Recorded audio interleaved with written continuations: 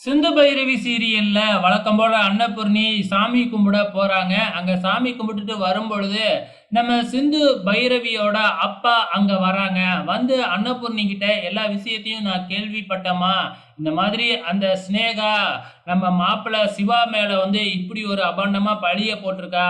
அத கேட்டு பொறுத்துக்க முடியாம சிந்து போயி சினேகாவ அடிச்சதும், சினேகாவும் அவங்க அப்பாவும் சேர்ந்து சிந்துவ அடிச்சத கேள்விப்பட்டு, நீ மாதர் சங்க ஆளுங்களோட போய் அந்த சினேகாவையும், சினேகாவோட அப்பாவையும் அடிச்சேன்னு கேள்விப்பட்டேன். எனக்கு ரொம்ப சந்தோஷம்மா.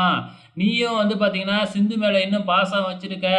அதான் மாப்பிள்ளை சிவாவே வந்து சிந்துவ மன்னிச்சு ஏத்துக்கிட்டாருல்ல.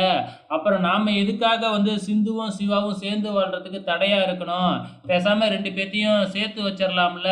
இது என்னோட ஆசைதாம்மா. இருந்தாலும் உன்னோட முடிவு தான் இறுதி முடிவு. யோசிச்சு பாரும்மா அப்படின்னு அவரு சொல்லிட்டு அங்கருந்து கிளம்பிடுறாப்புல.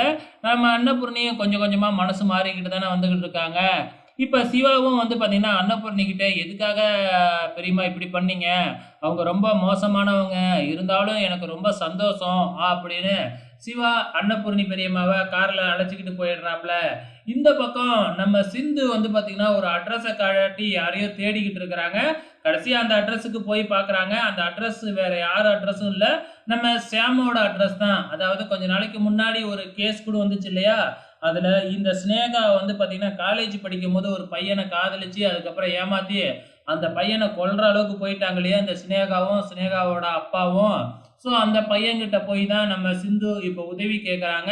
நடந்த விஷயத்த எல்லாமே சொல்லி, "நீ தான் எனக்கு இதுல உதவணும்" அப்படின்ன உடனே, "கண்டிப்பா நான் உங்களுக்கு உதவுறேன்" அப்படின்னு சொல்லி சிந்துவோட சேர்ந்து நேரா சினேகாவோட வீட்டுக்கு தான் வராங்க.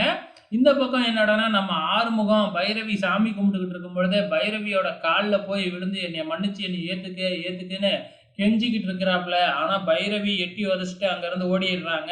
இப்ப சினேகா வூட்ல போயிட்டு காலிங் பெல் அடிக்கிறாங்க. சினேகா கதவ தொறந்த உடனே ஃபர்ஸ்ட்டு சிந்து தான் வராங்க. சிந்துக்கு பின்னாடியே நம்ம ஷாம் வர்றத பார்த்துட்டு சினேகாவுக்கு பயங்கர அதிர்ச்சி. "நீ சிவாவ பத்தி தப்பு தப்பா பேட்டி குடுத்தல, ஒழுங்கா மரியாதையா நான் குடுத்ததெல்லாம் பொய்யி அப்படின்னு சொல்லிடு. அப்படி இல்லன்னா, ஷாமோட வீட்ல நாளைக்கு 10 மணிக்கு நான் வந்து பார்த்தீங்கன்னா, பத்திரிக்கையாளரெல்லாம் வர வச்சிருக்கேன். பிரஸ் மீட்ட கூட்டியிருக்கேன். அங்க ஷாம் பேட்டி குடுத்தா, உன் நிலைமை என்ன ஆகும்னு தெரிஞ்சுக்க" அப்படின்னு நம்ம சிந்து ஷாம வச்சு மிரட்டிட்டு போறாங்க. ஸோ நாளைக்கு என்ன நடக்க போகுது அப்படிங்கிறத பொறுத்திருந்து பார்க்கலாம்.